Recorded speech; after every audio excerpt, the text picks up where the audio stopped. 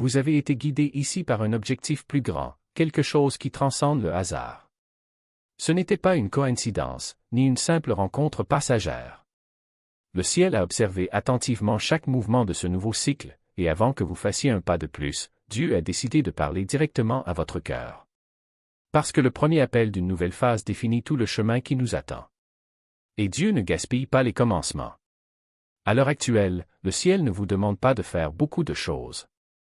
Vous n'en demandez qu'un, le premier. Il ne s'agit pas d'ambition, de précipitation ou de prouver quelque chose à quelqu'un. C'est une question d'alignement.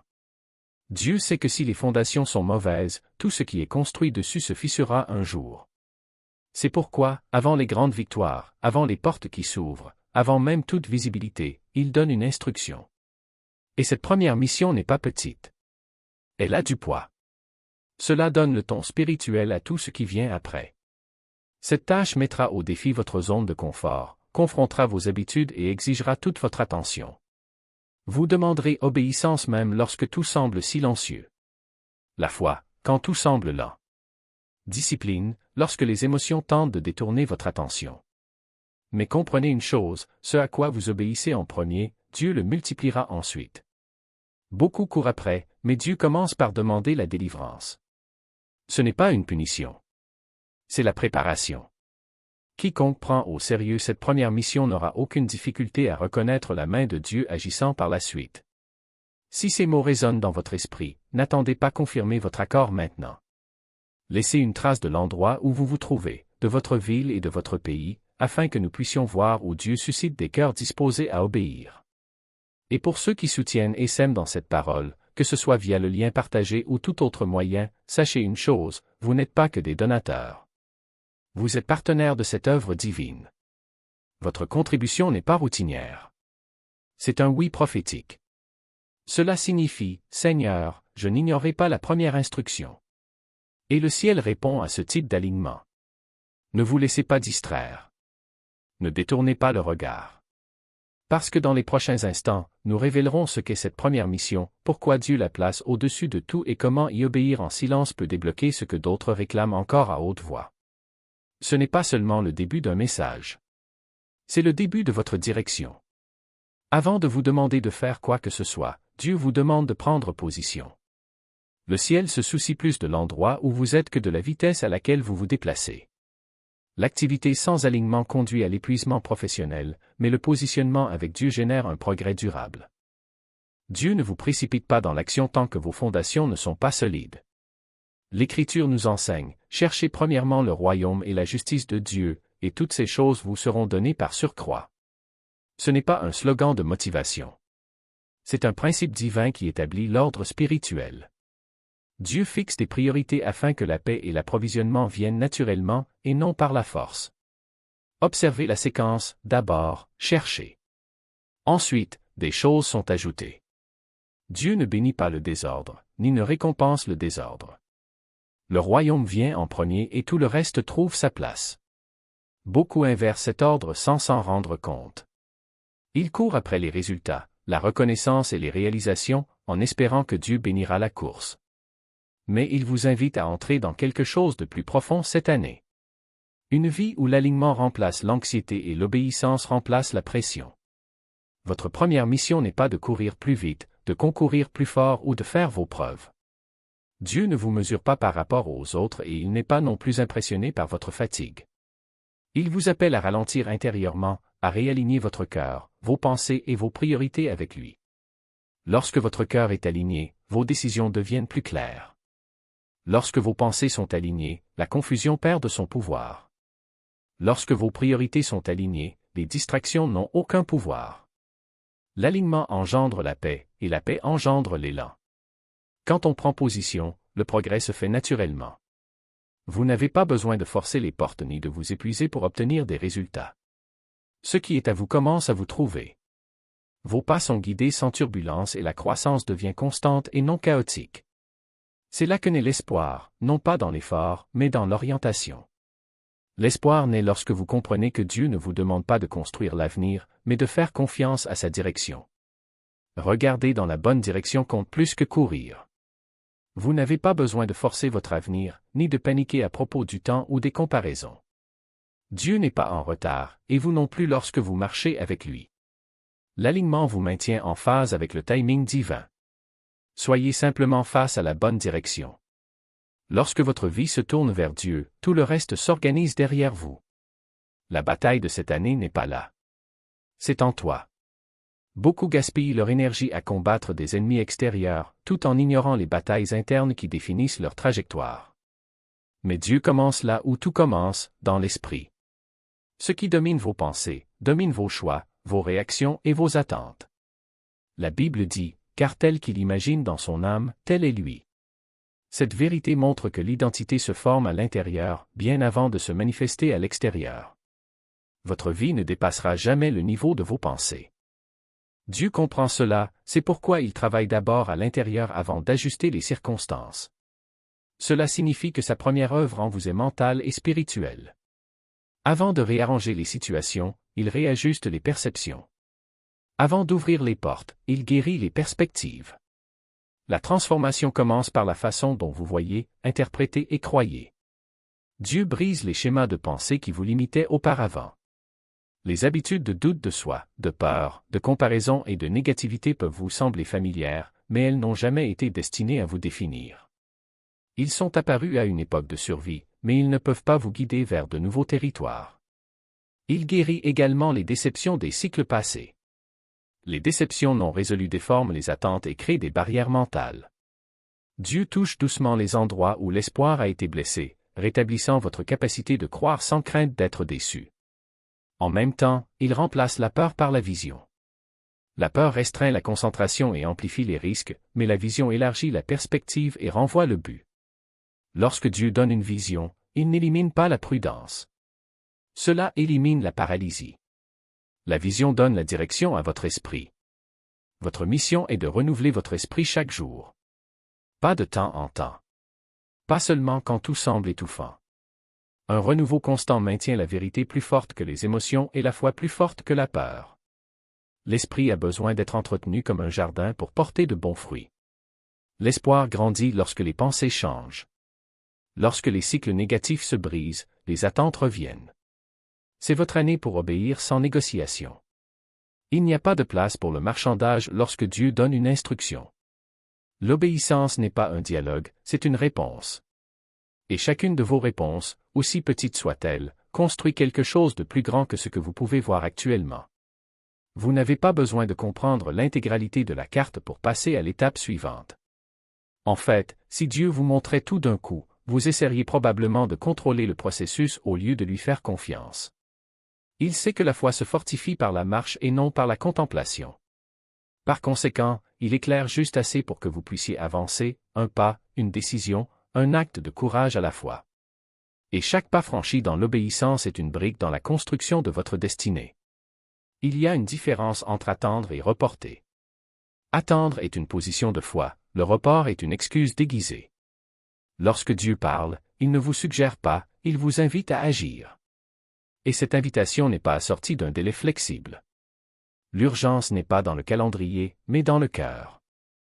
Si vous ressentez le poids d'une instruction, ce n'est pas pour que vous l'analysiez jusqu'à l'épuisement, mais pour que vous l'exécutiez alors qu'elle brûle encore en vous. Ne confondez pas simplicité et insignifiance. Dieu ne mesure pas l'impact à l'ampleur de la tâche, mais à la fidélité de ceux qui l'accomplissent. Un acte d'obéissance silencieuse peut changer une génération. Un mot prononcé au bon moment peut sauver une vie. La décision de pardonner peut briser une malédiction. Vous n'avez pas besoin d'une scène pour écrire l'histoire, vous avez juste besoin d'un cœur prêt à dire « oui » lorsque Dieu murmure. C'est l'année où vous arrêtez d'être spectateur de votre propre vie. N'attendez pas un signal tonitruant pour commencer à vivre avec un but. Les signes de Dieu ne sont pas destinés à impressionner, mais à guider. Et la plus grande preuve que vous êtes sur la bonne voie n'est pas l'absence de doute, mais la présence de la paix, cette calme certitude qui persiste même lorsque les circonstances crient le contraire. Dieu ne travaille pas seulement en vous, il travaille à travers vous. Chaque défi, chaque retard, chaque moment d'attente est une opportunité pour que sa force se manifeste dans votre faiblesse. Vous n'êtes pas préparé à une vie facile, mais à une vie puissante. Et la vraie force n'est pas de ne jamais tomber, mais de se relever chaque fois que l'obéissance l'exige. Ne sous-estimez pas le pouvoir de la cohérence. Les grands destins se construisent avec de petits actes répétés jour après jour. La fidélité dans les petites choses est ce qui vous qualifie pour les grandes choses. Dieu ne cherche pas des héros, il cherche des serviteurs. Et un serviteur ne demande pas « Pourquoi ?» mais « Comment puis-je obéir ?» C'est votre moment. Pas demain, pas la semaine prochaine, pas quand les choses seront plus faciles. Le temps de Dieu est maintenant. Et c'est maintenant que la foi devient action, la vision devient réalité et l'obéissance devient héritage. Vous n'êtes pas en retard. Vous êtes exactement là où vous êtes censé être, au seuil de quelque chose de plus grand que vous ne pouvez l'imaginer. Et tout ce qu'il demande, c'est que vous passiez à l'étape suivante. C'est votre année pour faire confiance profondément. La confiance mûrit lorsque vous continuez à marcher, même lorsque la clarté n'est que partielle. La vraie foi ne se construit pas dans la facilité, elle se forge au fil des saisons qui exigent l'abandon. Dieu renforce votre confiance en son caractère, et non en votre situation. Et sa première tâche reste simple mais puissante, il ne complique pas votre obéissance. Il vous invite à être fidèle aux fondamentaux. La simplicité maintient le cœur aligné. Restez proche de Dieu, car la proximité préserve la clarté et la paix. Restez enseignable. Un cœur enseignable reste flexible, prêt à recevoir la correction. Soyez fidèle, car la fidélité soutient le mouvement lorsque les émotions fluctuent. Tout le reste viendra plus tard. Lorsque les fondations sont sécurisées, la structure s'élève naturellement. Dieu vous a choisi pour cette saison avec un but précis. Et il achèvera ce qu'il a commencé. Laissez l'espoir s'enraciner dans votre cœur aujourd'hui. Il ne vous demande pas de tout comprendre. Il vous demande de le suivre. Et s'il vous a désigné pour cette année, il vous a déjà équipé pour cela. Avancez en toute confiance. Votre mission est divine, votre avenir est intentionnel et cette année répondra à la personne que vous devenez. Soyez prêts. Dieu a déjà commencé. Ensemble, élevons cette prière de foi comme une seule famille. Père céleste, éternel des jours, Alpha et Oméga, Dieu qui parle avant que nous demandions et agit avant que nous comprenions, nous nous tenons devant toi avec un cœur tremblant, un esprit ouvert et une âme abandonnée. Père, nous reconnaissons ce moment sacré. Ce n'est pas une période ordinaire. Ce n'est pas juste une autre prière. C'est une rencontre divine entre le ciel et la terre. Tu es celui qui a conduit chacun ici. Vous avez orchestré ce moment. Vous avez aligné les étapes, ajusté l'heure, retenu votre attention. Et aujourd'hui, nous disons, merci, Seigneur. Que ta présence inonde cette atmosphère. Que ton feu retombe. Que chaque barrière s'effondre. Que chaque cœur soit adouci. Que chaque esprit soit éveillé. Nous déclarons maintenant, personne qui entend cette prière ne repartira par le même chemin qu'il est arrivé. Père, tu vois chacun au son de ces paroles. Vous voyez les batailles cachées, les larmes silencieuses, les questions sans réponse, les prières trop fatiguées pour être répétées. Seigneur, atteins les endroits les plus profonds des cœurs, là où le découragement s'est installé. Cela fait perdre espoir. Là où le retard a créé le doute, il libère la certitude. Là où la fatigue a affaibli la foi, elle redonne de la force. Ta parole dit que tu es proche de ceux qui ont le cœur brisé. Approchez-vous maintenant. Guéris les blessures que le temps n'a pas guéries. Vous remarquez des cœurs brisés par la déception. Redonnez de la joie là où la tristesse a habité trop longtemps. Relève chaque tête inclinée, Seigneur. Élevez-les au-dessus de la peur, au-dessus de la honte, au-dessus de toutes les voix qui disaient qu'ils étaient en retard, oubliés ou indignes. Père, aligne-les sur l'agenda du ciel pour cette année. Réalignez leur cœur avec ta volonté. Vous réalignez votre esprit avec la vérité. Cela réaligne vos pas avec le dessein divin. Nous renonçons à la distraction. Nous rejetons la confusion. Nous rompons tout accord avec peur, stagnation et retard. Au nom de Jésus, faites taire toute voix qui rivalise avec la vôtre. Que ta voix devienne claire, forte et indéniable. Puisse l'obéissance émerger là où il y avait auparavant de la résistance. Que la fin de toi brûle plus fort que le bruit du monde. Renouvelez nos esprits, ô Dieu. Effacez les vieilles pensées. Effacez les croyances limitantes. Cela détruit les forteresses mentales construites par les échecs passés. Ta parole déclare que toutes choses sont passées et que toutes choses sont devenues nouvelles. C'est pourquoi nous proclamons maintenant de nouveaux départs, une nouvelle clarté, une nouvelle passion, un nouveau feu, une nouvelle confiance en toi. Libère la grâce pour l'obéissance.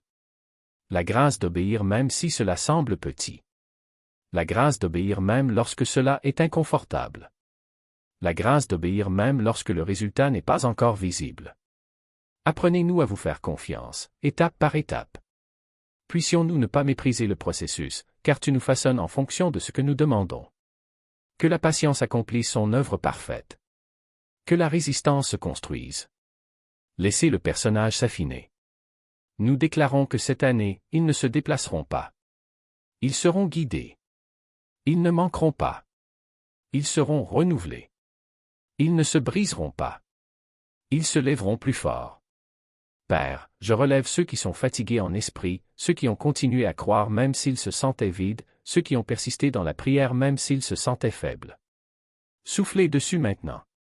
Libère une force renouvelée. Restaure la passion perdue. Réveille les rêves endormis. Ta parole dit que ceux qui espèrent en toi renouvelleront leur force. Que la force coule maintenant comme une rivière. Que la joie revienne. Que l'espoir renaît. Puisse le but s'éveiller avec une nouvelle intensité. Là où ils se sont sentis abandonnés, rappelez-leur que vous étiez là. Là où ils se sont sentis en retard, rappelez-leur que vous les prépariez. Là où ils ont douté d'eux-mêmes, rappelle-leur que tu n'as jamais douté d'eux. Et, Père, nous élevons une prière spéciale pour tous ceux qui s'abonnent, aiment et partagent ce message. Seigneur, honore leur obéissance et leur générosité. Tandis que vous soutenez la diffusion de votre parole, soutenez-les dans leur propre vie. Cela ouvre des portes que personne ne peut fermer. Libérez une faveur que vous n'avez pas demandée. Il bénit leur foyer, leur famille, leur travail et leur avenir. Tout comme ils ont encouragé les autres, que cet encouragement soit multiplié. Tout comme ils ont contribué à élever les autres, puissent-ils être élevés encore plus haut. Que les opportunités divines vous trouvent. Laissez la paix garder vos cœurs. Que les bénédictions vous poursuivent et vous rattrapent. Père, scelle cette prière avec puissance. Puisse-t-il pénétrer profondément dans nos cœurs. Que cela éclaire les esprits. Puisse-t-il transformer des vies. Nous déclarons que cette année répondra à l'alignement. Cette année répondra à l'obéissance. Cette année, cela portera ses fruits. Ce que vous avez commencé, vous le terminerez. Ce que vous avez dit, vous le ferez. Ce que vous avez promis, vous le réaliserez. Nous te donnons toute gloire, tout honneur, toute louange. Au nom de Jésus puissant, incomparable et imparable, nous prions. Amen. Si ce message vous a touché et que vous souhaitez soutenir notre mission de diffusion de la parole de Dieu, il y a un lien épinglé dans les commentaires ci-dessous. Aucune offre n'est trop petite. Votre générosité, même s'il ne s'agit que d'un centime, peut apporter de l'espoir et de la joie dans la vie de quelqu'un. Merci de vous joindre à Dieu dans cette œuvre importante.